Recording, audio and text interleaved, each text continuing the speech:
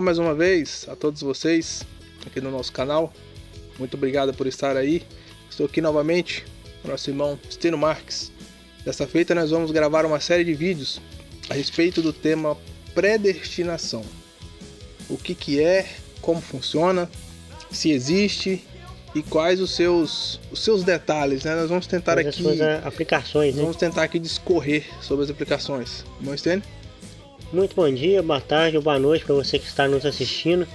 É mais uma vez um privilégio nós estarmos aqui com o intuito de nós olharmos a palavra de Deus e descobrirmos o que ela nos tem a revelar sobre um assunto que nós já vimos falado sobre a predestinação, a sua aplicação, aonde nós devemos observar isso, para que serve e aonde nós estamos inseridos dentro desse assunto.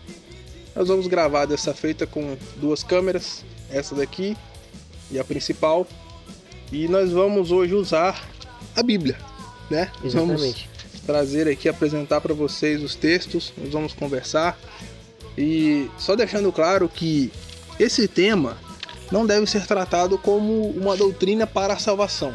Exatamente. É um tema secundário, um tema para ser discutido por aqueles que já são salvos, né?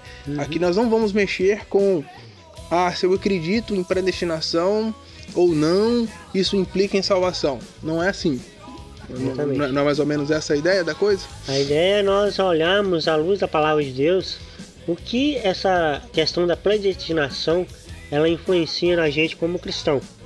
Aonde que nós devemos encaixar o uso da predestinação e aonde que não. Isso nós não voltamos a doutrina de igreja nenhuma, mas o que a palavra de Deus nos revela. Ok, daqui a pouco nós vamos iniciar aqui um bate-papo, apontando textos. Nós vamos trazer aqui enciclopédia, nós vamos trazer aqui algumas explicações, porque existem várias interpretações, né, a respeito desse tema. E nós vamos aqui conversar, né, nós vamos dialogar. Também é necessário deixar claro que não somos teólogos, né? Exatamente. Não somos formados em nada a respeito, aqui apenas a opinião de dois irmãos conversando sobre a palavra de Deus, né? Então, para você que quer, como nós, né, aprender, que nós estamos no processo de aprendizado aqui, a gente não está ensinando nada a ninguém, a gente quer discutir um tema que é polêmico, um tema que muitas pessoas preferem não entrar em discussão, né? Exatamente. Mas é necessário que a gente entenda pelo menos uma noção básica o que é de fato a predestinação, para a gente poder estar ciente do que a palavra de Deus nos fala e aplicar isso dentro da nossa realidade, dentro da nossa capacidade. Ok, daqui a pouco então a gente vai iniciar o tema. Pois é, irmão Stênio, então vamos entrar na palavra de Deus. Tema predestinação. Nós vamos entrar de fato no que a palavra de Deus ela nos revela sobre a questão da predestinação. Então, a princípio, nós precisamos saber o que significa essa questão da predestinação e aonde que nós entramos nessa situação aí dentro do contexto espiritual. Aonde que entra a predestinação na nossa vida como cristão. Agora ele está aqui com uma enciclopédia, ele vai estar passando para a gente a definição de predestinação. É interessante que nós precisamos ter sempre um cuidado a mais quando a gente vai observar algumas literaturas. Por exemplo, eu estou aqui com uma pequena enciclopédia bíblica do Orlando Boyer, né, é um material da CPAD, e é interessante que logo na definição que ele dá a respeito da predestinação, ele já deixa claro também a sua posição, o seu posicionamento. Ou seja, mesmo que é uma definição, vamos dizer assim, geral do que significa, mas ele já incluiu nela a sua opinião pessoal. Então, já trouxe ali a sua linha de raciocínio de pensamento. Exatamente, e que é dada pela sua fé, né, a sua denominação, que é a Assembleia de Deus. Então, às vezes a gente tem que tomar esse cuidado de, mesmo quando a gente vai analisar uma literatura, talvez um artigo na internet, que ali já está implícito, aquele julgamento feito ali não é uma coisa, vamos dizer assim, imparcial. Ele vai sempre puxar um pouquinho para a sua questão religiosa, a sua igreja, a sua denominação. Existe ali não, e talvez nem somente a denominação da pessoa, mas a sua própria opinião própria, né? Eu digo falar sempre a vertente de pensamento arminiano, calvinista. Exatamente. E por aí vai. A questão da predestinação ela é muito forte quando nós vemos aí uma pessoa que é calvinista. Ele tem uma ideia de religião voltada para o calvinismo. A predestinação é mais presente nesses irmãos, essas pessoas que têm essa linha de raciocínio. Ato ou efeito de predestinar. Podemos enganar-nos acerca de algumas das doutrinas mais simples, se não incluirmos todas as passagens que tratam do assunto. Ou seja, aqui ele já está dando a opinião própria dele. Veja bem. Um exemplo é a predestinação. Aí ele cita alguns textos aqui que nós vamos ver, que é Romanos 8, 29, Efésios 1, 5 e 11, Efésios 3, 11, 1 Pedro 1, 2 e 20, que a salvação é inteiramente de Deus e que o homem absolutamente nada tem a ver com a salvação. É exatamente esse o pensamento de João Calvino, né? Que nós vamos discutir aqui se é assim, se não é, em que pé, né, nós acreditamos, até onde vai, né, a nossa crença na predestinação, a forma como que nós entendemos, né, a predestinação. Que nós devemos também deixar uma coisa clara, que a predestinação está na Bíblia. Ela existe. Ela é bíblica. Ela existe. A predestinação, muita gente fala, não existe. Existe. A predestinação é claramente escrita na Bíblia. Mas o que de fato é a predestinação? É isso que nós vamos conversar aqui. Aí ele fala que as Escrituras não nos declaram o que foi na presciência de Deus que determinou a eleição e a predestinação divinas. Então ele já deixou claro aqui que existe a predestinação, Deus de fato escolheu alguns, e isso a gente vê desde o início da história, a questão dos patriarcas, dos reis, de como o povo de Israel se comportou, e Deus ainda dando oportunidade atrás de oportunidade, Deus de fato ele escolheu. A história bíblica é muito clara nisso. E aqueles conhecidos antes da fundação do mundo são eleitos, e os eleitos são predestinação. E essa eleição é certa a todos os crentes pelo simples fato deles crerem. Isso está em 1 Tessalonicenses 1,45. Então eu acho que uma das coisas também que nós vamos discutir aqui muitas pessoas entendem a questão da predestinação o seguinte: todos aqueles que creem são predestinados, mas isso não significa que eles foram predestinados a crer. O grande erro, digamos assim, de interpretação está justamente nisso aí. A predestinação, biblicamente, ela é para aqueles que creem. Ela não é para a pessoa crer. Ou seja, a pessoa precisa crer primeiro para depois estar dentro do contexto de predestinação. E que há digamos assim, entre aspas, um ensino que a pessoa é predestinada a crer ou não. Que aí entra na ideia, essa pessoa já são escolhidas desde a fundação dos séculos, desde o início, lá no jardim, que elas são escolhidas para serem salvos ou não. Só que, literalmente, a Bíblia nos revela que a predestinação não é para a salvação. A predestinação é para separação, vamos dizer assim. Igual o Valério citou aqui, que inúmeros homens do passado foram predestinados a cumprir uma determinada missão. Vamos citar aqui alguns exemplos. Moisés foi predestinado para ser líder do povo hebreu no período do Êxodo. Daniel foi predestinado a ser líder daquela nação, considerado assim um líder, um sublíder, digamos assim, daquela nação ali no reinado de Nabucodonosor. E Josué pela mesma forma. Então assim, eles foram predestinados a uma responsabilidade de liderança.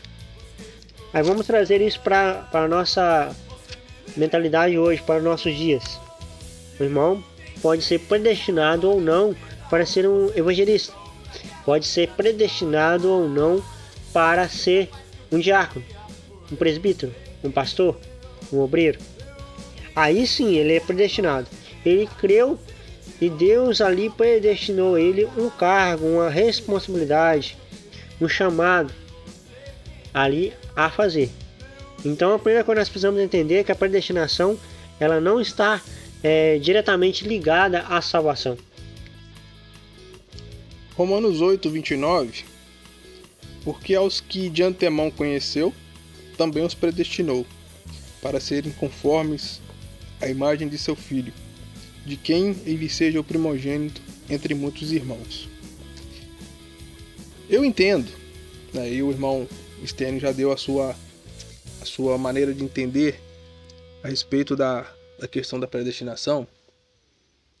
Eu vejo que Deus ele escolheu sim alguns, só que é muito delicado esse assunto, porque é o seguinte: a predestinação ela pode eliminar o livre-arbítrio?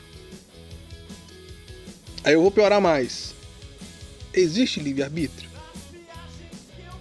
É interessante quando nós analisamos, né, a história. Por exemplo, o chamado de Abrão. Sai da sua terra, da sua parentela, vai para uma terra distante que eu vou te mandar.